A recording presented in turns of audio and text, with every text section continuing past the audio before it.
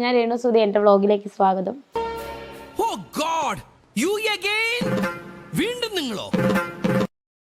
അപ്പം വിവാദങ്ങൾക്ക് മേൽ വിവാദമായിട്ട് ഇങ്ങനെ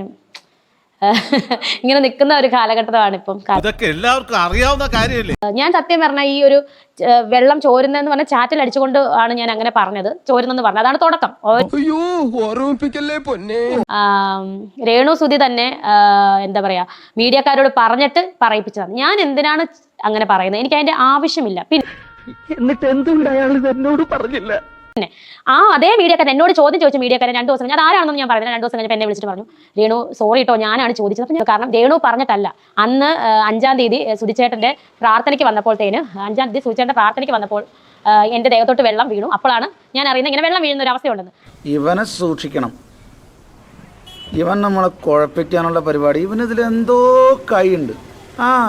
എന്നിട്ട് പോട്ടെ, ഞാൻ ഇത് ക്ലിയർ ചെയ്യാമെന്നാണ്. എന്തായാലും ആ ചോർച്ചയുടെ ഇവിടെ പരിഹരിച്ചു. അവർ വന്നത് ഷീറ്റ് കിട്ടും. ഒത്തിരി താങ്ക്സ്. അവർക്ക് താങ്ക്സ്. KHDCക്ക് പ്രത്യേകിച്ച് താങ്ക്സ്. നമുക്ക് താങ്ക്സ് KHDCക്ക് പ്രത്യേകിച്ച് താങ്ക്സ്. നമുക്ക്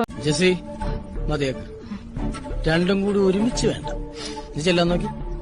പിന്നെ ഞങ്ങൾ നന്ദി കെട്ടവരാണെന്ന് പറഞ്ഞ് ഈ നെഗറ്റീവ് പറയുന്നവർക്ക് എനിക്കൊന്നും പറയാനില്ല. നിങ്ങളുടെ നെഗറ്റീവ് കമന്റ്സ് ഞങ്ങളെ എന്നെ സംബന്ധിച്ച് തൊള്ളി പോലും എൻ്റെ മനസ്സിനെ ഇടിക്കുന്നില്ല, ഇകഴ്ത്തുന്നില്ല. ഞാൻ തളർന്നു പോകുന്നില്ല. ഓരോ നെഗറ്റീവ് കമന്റ്സ് ഓരോ പൂമാലകളായിട്ട് ഞാൻ സ്വീകരിച്ചു വെച്ചിരിക്കുകയാണ്.